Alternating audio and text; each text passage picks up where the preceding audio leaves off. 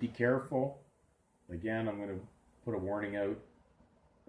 It's not like I'm trying to rain on somebody's fire uh, or try to downplay people that may be sincerely trying to do something, but they're down a wrong direction. There's words that always, to me, are warning words I flag of concern, which are the words like agenda. We have a program, programming something. You've already been publicly, legally programmed uh, if you've been participating in the world of man and his imaginations. So the programming damage has already occurred.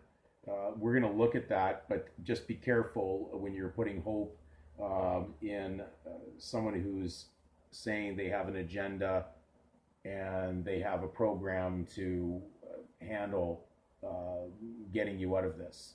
They're This is not program. I'm talking to you from a spiritual sense, not in the legal. The legal programming seems to be very hard for a lot to shake, so they're stuck in that. So we look up the word program. It says to write in public, and in fact, uh, when you really break down that word pro and then gram, uh, the word gram was a denarius, which was the value of 10 asses, surprisingly. So it's not always the greatest meaning in there, but I hope that people aren't going to be an ass based on assuming things in this program that's going on in the legal world. But we look further, and when you look at program, it actually takes you to the word pro and the word graphic. Now, pro is on the affirmative side, so and graphic is to scratch or carve. Again, these are clue words. Even when you look up the word mark of the beast that was used in Revelation, the word mark, the main meaning was scratch. Okay, so and then there was the word carved in there. So I'm a little concerned about the relationship of that because it seems to relate more to the mark of the beast or something that's got to do with the beast that was spoken of in Revelation. So if you've been programmed, then you have to look at these words very closely.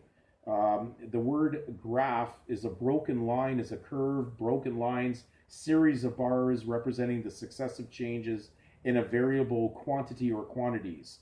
A diagram consisting of nodes and links and representing logical relationships or sequences of events. Now, we know they register events, so we know this has got to do with programming because that's what the Registrar General states. We don't register people, we register events. There's some programming going on in here because a computer prints these out, and it's the central computer of that government that prints out these instruments that they control. So our concern is, again, I asked people in the past, are you programmed? Are you imprinted? Do you really think this is you? Hit it with a hammer. If you go ouch, then it is you, and you are certifiable at that point, and that's why they look after insane people that are certifiables, that actually believe they're this. There's many people I've talked to that say they registered me. No, they registered an event. They didn't register you. A fiction cannot harm a man, so only if a man believes he's a fiction. There's where the problem comes in. So then we look at the word grammar, okay, because we're dealing with the lawyers were slangly called grammarians in the past, and when we look at the word program and grammar, it says it's the study of Latin.